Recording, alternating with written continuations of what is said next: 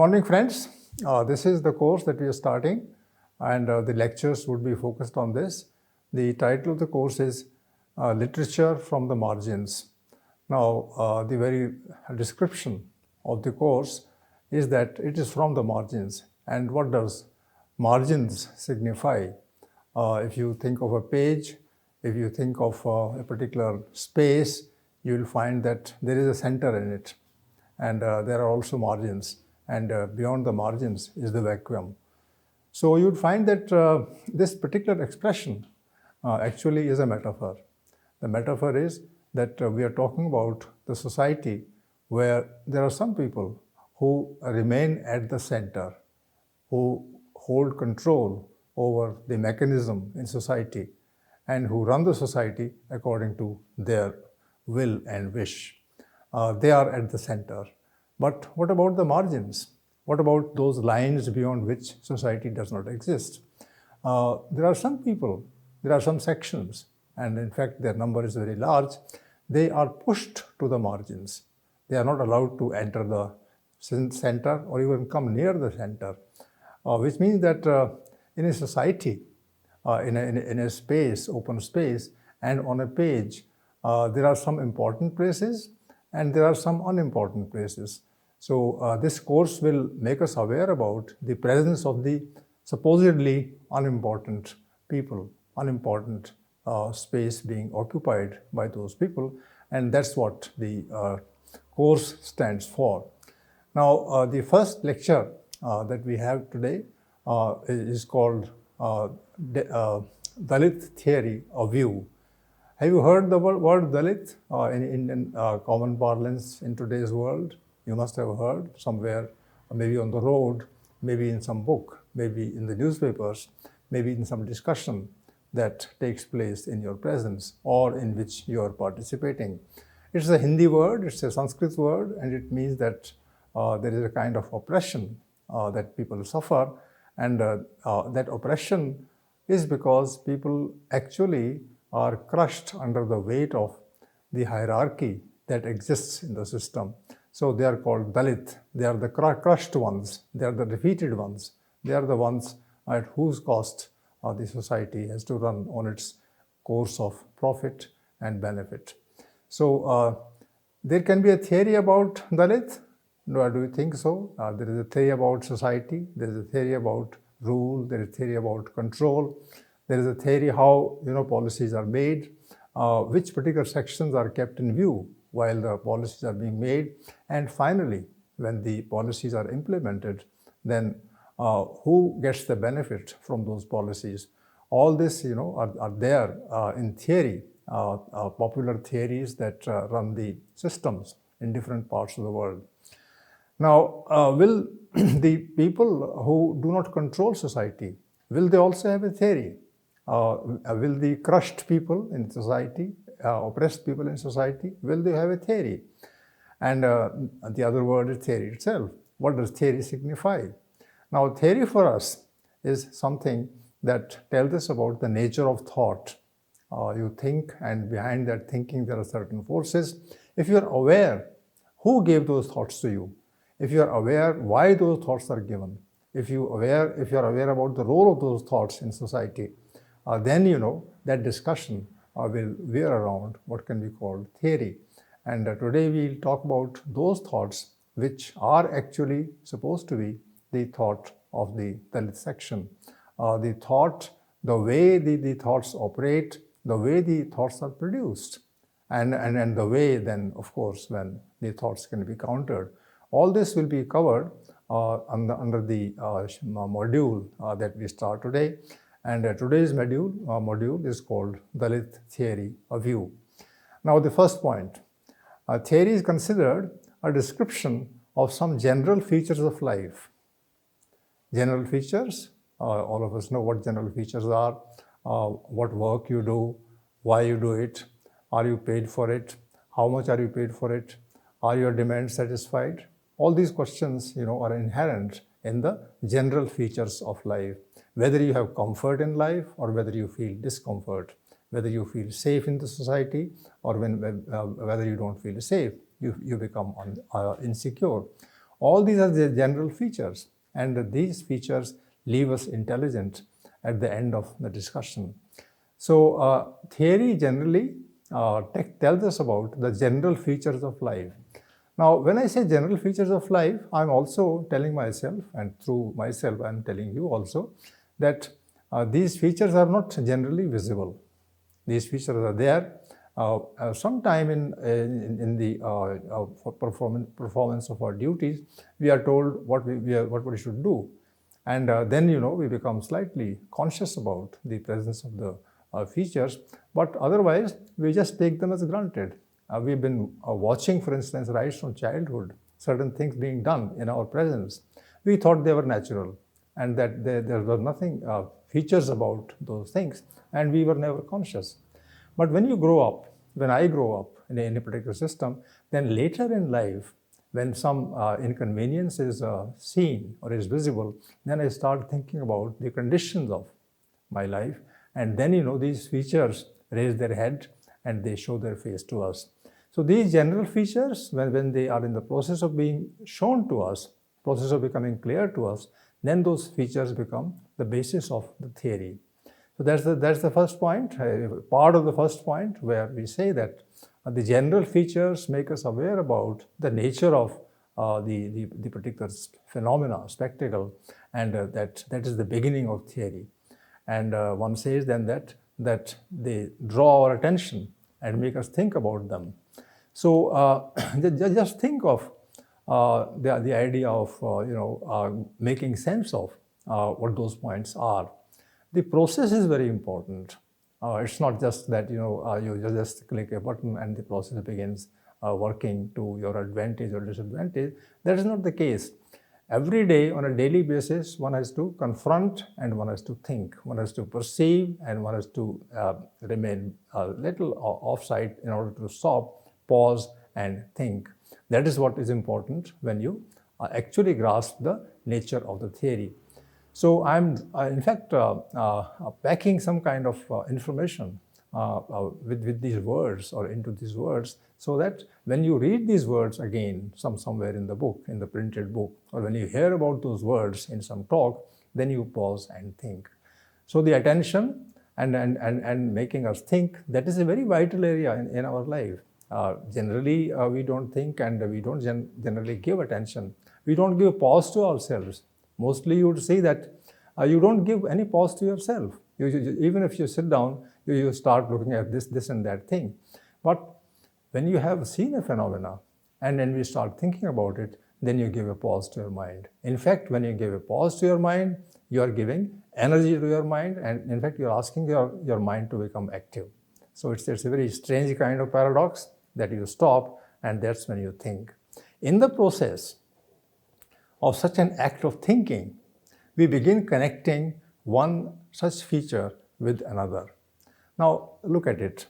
You have seen, let's say, one kind of reality sometime during the day, and another kind of reality after 10 minutes of spending in the day.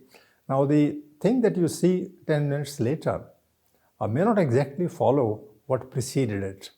Or maybe you have shifted from one place to another, and a similar but yet different kind of process is going on there, and you start wondering whether the previous spectacle was better, more lively, or whether the latter one is more lively. And when you start comparing, then in any case you are connecting the previous thing with the present thing.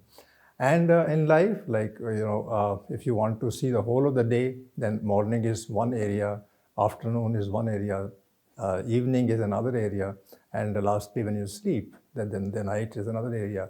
But don't you think they are all linked? They are linked. We don't generally link them, we just take them as they come.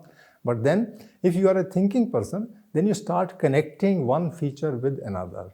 So connection actually is a theoretical thing. You don't connect, naturally. You connect only when you start wondering, thinking, when you are pressed hard in order to understand a particular aspect of reality.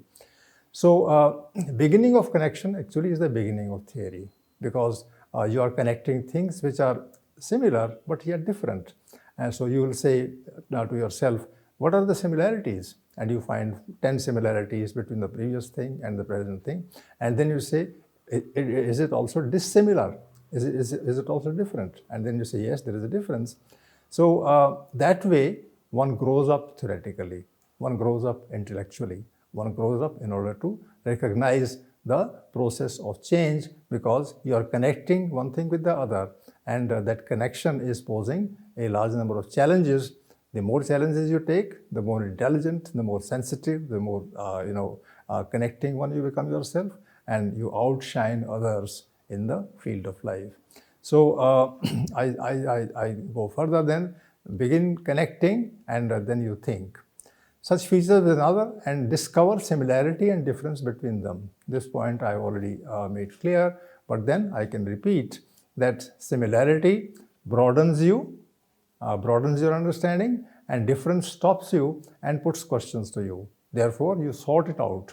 You solve the problem that you saw building up in front of your eyes. And this is the point that actually I want to arrive at. Whereas similarity broadens our view through additions, difference makes the same thing, makes us wonder and raise questions. It appears very simple to begin with, but let's start thinking about it. Similarities broaden our view. They tell us about yesterday and the day before yesterday, and they also give you hints about what's going to come tomorrow and day after tomorrow. So your view, which was bound, let's say, to the time when you looked at the world, becomes broader because it takes you back to 5 years ago, 10 years ago, sometimes to the time when you are not even born. So some other elderly person tells you this is what happened before you were born. And somebody who is a wise person, who is an intelligent person, who can understand things much more than others, much more than us, he can tell us on the basis of his knowledge about the process that he has seen, that perhaps one or two of these things are going to occur again in future. So in fact, you start also moving towards the future. Future, of course, you can't predict. One is not an astrologer. And if one tries to be an astrologer, then one will be making a mistake. But then, on the basis of what happened in front of us, can give us indications about the future. Because let me share this thing with you, that the future is inherent in the present. Future depends upon what I do today. And if I'm doing something, its consequence, its result is somewhere there in my mind, that this is what is going to happen. If that does not happen, then I'll think again about the earlier question, and I'll correct my view at that point of time. But actually, if you look at life, then 50 or 60% of what you say will come actually comes. Not that you have any astrological knowledge, but just because you made your present, and when you made your present, or you also started making your future to a certain extent. I don't have to give examples for this, but when you enter a college, then you can tell yourself that after a year you will be in second year, then you will be in third year, and then you will be a BA, and after that you can get a job. Now the logic of being in the college and spending time takes you to that point where you might pass the exam, and as you pass the exam, you can think of a job. So what I'm saying is that if you are working hard, if you're getting good marks in the exam, then you can definitely predict that you will end up with a good job, and that others who are not working hard, they will actually lag behind. So in a way, in our perception, we generally think about the present, but the present takes help from the past, and then on that basis, you can also, to a certain extent, develop your future.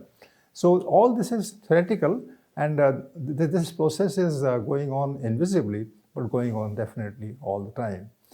Then the next thing is, we note that social life is based upon human activity in a specific environment. Human activity and environment in which it works. That is what social life is. Social life is the life with others. There are a large number of people working together, and all of them are working together as part of human activity.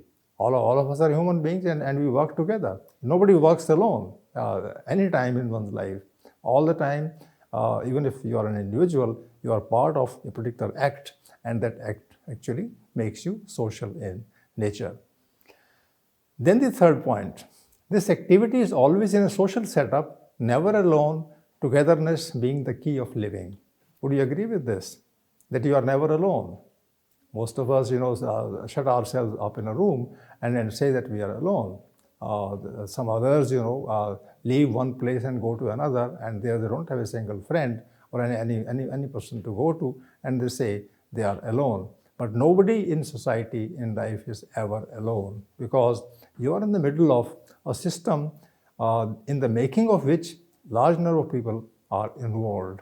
And because they are involved indirectly, therefore, you are all the time in the company of other people. When you take tea all by yourself, having a cup in hand, then you should know that somebody somewhere else made this tea, got this milk, made this sugar. The table, the chair that you occupy, the bed you occupy, this is not your bed, you didn't make it, somebody else made it. And the time you spent actually has behind it the planning of a large number of people. So in that sense, when we live life, then our activity is always social, and we are never alone. Togetherness being the key of living. Living means that you are together. That's the beauty of life, that you're never alone, and that all the time you're supposed to feel safe and secure. We note, observe, and adjust. This is what we do on a daily basis. We note means we open our eyes, we observe things, see things, and then we adjust, because earlier we didn't have that kind of idea. And then we say, no, this is something that I never saw. This is something that I never did, but I'm supposed to see it today, and I'm supposed to also observe it. So when you note, observe, and actually work in order to meet the demands of the requirement, in that adjustment also, there is a kind of theory that is involved. Who knows why you are adjusting? You may not be knowing it. Others may not be knowing it. In fact, adjustment is a very difficult word for people. When a young woman gets married and she goes to her in-laws' home, then the first word that she hears, that she hears from others is, now you have to adjust. Adjust to what? Adjust to the new surroundings. Why should she adjust? She can ask this, but she is not allowed to ask this question, because things are already running there and she can't disturb those things, and therefore she has to adjust. And in order to adjust, she has to once again activate her nerve cells, her mind, so that she can say adjustment is a must. If I don't do it, then I'll suffer. I'll get punishment for it. There are certain things that will be denied to me, and the better is that in order to earn comfort, I adjust. We also participate by doing one thing or another and become part of a general process. This is what it is. Actually, I'm building up a case for the Dalit phenomena, where all these compulsions that I'm talking about are undergone by the Dalits in a society, which is actually a society of so many people. The question then is, and I'm raising the question now, what has this to do with the Dalit aspect of life? And you can ask this question. I'm myself raising this question, and please see if there is an answer to it. Why is it that I'm bringing in the question of thinking, the question of connecting, the question of adjusting? Simply because Dalits in our society all the time have to observe, think, pause, and adjust. And therefore, I'm just laying bare before you the phenomena, and this phenomena is open to all the people. And then that phenomena actually becomes a part of the habit of the Dalit individual. The general theoretical principle of life is, as suggested in the previous point, that commonness of rules, visible or hidden, is the basis of theory. This is the point that I have already suggested, but I can repeat briefly, that the commonness of rules is there for all of us. Rules are common, and we have to individually observe and adhere to them. If that is observed means seen, observed means understood. We might say that there are a large number of similarities between ordinary structures of life and the structure that govern Dalit existence. Isn't that the case, that there is a system in which all of us live, all of us work, and there is also work in the same system? So if you understand the system properly, then you will understand the problem of Dalits very well. So in fact, what I'm suggesting is that we should start thinking about the structure of our society in which we as well as Dalits are placed. And then we'll know how to relate with them, how they will relate with us. If I'm a Dalit, how do I relate to people above or below me? And understand whether that belonging to the layer above and the layer below is actually the right thing or the deserved thing. Taking the cue from such an observation, we might become aware that oppression and control join all social structures into an integrated view. Now, this is the tragic part, this is the difficult part, that there are problems in life and that we have to accept the presence of those problems, and that there is an integrated view in society. There is an integrated view means the view that has been connected together, and that is one, and therefore that kind of thing the Dalit has to actually accommodate within one's own particular outlook. Thus, if inequality is noticed and control is felt in a situation, we are set to think why it is so. And you'll find that the society is divided in classes, in castes, and that there are difficulties. Certain things are denied to some, certain others are made unnecessarily available to others, and that there is a situation where there is inequality and there is control. And that control and inequality both have to be understood in its nature, and that is built in. And there is a theory about it, and we'll be discussing that theory later. We might also realize that economic production in which human beings participate is a factor to be pondered over to follow nature of a relationship between one human being and another. What I'm suggesting is that there's a life pattern in which all of us participate, but some people get the benefit and some others don't, and that in the case of Dalits, this is the hard fact of life, and that this is supposed to be understood in a broader way. No, not that one understands at the level of individual and tries to do something about it, but that the society in which we live, that society vis-a-vis its principles and laws is to be changed in such a manner that all human beings have equal share of the benefits as well as the share of the difficulties, so that all of us fight against the difficulties that surround us. Let us admit that production of goods and facilities in a society is always invariably collective. All members of society are being part of making a safe and comfortable living. Production of goods. You produce goods and you make things available for all. Now, this production is not by an individual or by just one class. All people take part in production. But then some people get more benefits out of their production, and some people are denied that, and that is where the problem lies. Also, division of labor is essential and imperative. You can't do everything in life. Some other people have to do some others, and therefore our efforts have to be put together. Yet the society is supposed to be integrative and the living holistic. Now, holistic is a word that you may not have come across, till somebody explained to you.